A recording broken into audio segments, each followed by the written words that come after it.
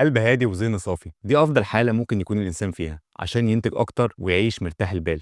ودي اللي بيتقال عليها السلام الداخلي، الانر بيس. فازاي توصل للحاله دي؟ في 4 خطوات بس. كواحد كان عنده ارق مزمن في يوم من الايام وحارب الاكتئاب فتره من الزمن، فانا عارف قد ايه الحاجات دي هتفرق معاك قد ما فرقت معايا. كنت نازل اخلص ورق في الجامعه، كنت نايم في النص في الكنبه اللي ورا، وجه واحد قاعد جنبي وقال لي كده بالنص: والله يا جماعه. ايه يا عم الروقان ده؟ مفيش امتحان مضايقك؟ مفيش واحدة تنكد عليك؟ ولا حتى الطريق والمطبات فارقين معاك؟ انت لو مكاني هترد تقول له ايه؟ وصلني الصراحه وفضلت براقبه شويه، بس قلت له على 4 حاجات اللي هنقولهم في الفيديو ده، واخر واحده هي اهم واحده. نبدا باول حاجه معانا وهي الامتنان. انك تدي لنفسك فتره كل يوم حتى لو 5 دقايق بس تعدي فيها النعم اللي عندك. هنا هتركز على نص الكوبايه المليان وتشوف قد ايه حياتك فعلا جميله. ان الواحد يصحى من نومه كل يوم ويبدا بنهار جديد، دي لوحدها نعمه.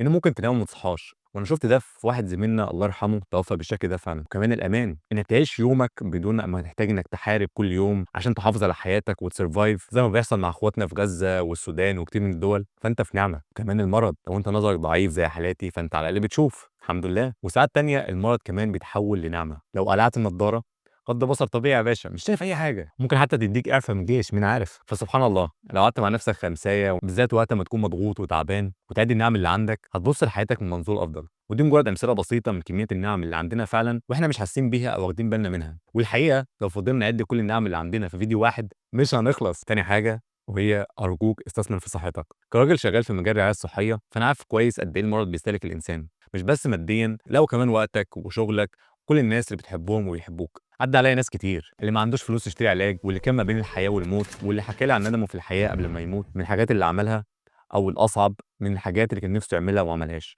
ومن الحاجات دي انه يستثمر في صحته. والموضوع ابسط مما انت فاكر، مش لازم نعقدها زي بتوع الاونلاين كوتشنج او الكباتن اونلاين. مش لازم تحسب اكلك بالورقه والقلم، بس كفايه انك تاكل اكل صحي اغلب الوقت وكميات معقوله. مش لازم تنزل الجيم وتلعب رياضه كل يوم، بس كفايه انك تتحرك وتعمل اي شكل من اشكال الحركه والمجهود البدني. مش لازم تظبط نومك 100%، بس كفايه انك تدي لنفسك المساحه الكافيه للنوم. صدقني لما اقول لك ان المرض اغلى بكتير من الصحه. ولو مش عارف تعمل ايه او تبدا منين، او عندك اي استفسار في التغذيه او التمرين او النوم او حتى استشاره دوائيه، فتواصل معايا وانا هرد عليك. ما تترددش، انا فعلا برد على كل الناس.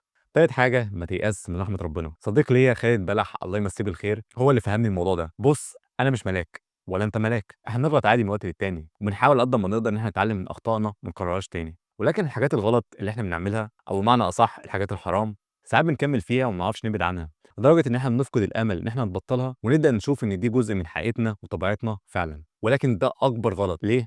لان احنا كلنا بنغلط، ولو وقعت مره حاول تاني. اصدق النيه لوجه الله في انك مش هترجع للحاجه دي تاني، ولو وقعت فتوب ربنا تاني وتالت وعاشر. ما تيأس من رحمه ربنا. في نفس الوقت ما تنساش ان ربنا شديد العقاب، وانه دايما شايفك ومطلع عليك. تعرف ان الانسان الفاشل ما نقدرش نوصفه انه فاشل غير ما يقف ويبطل يحاول، ساعتها بس فعلا هيبقى كده.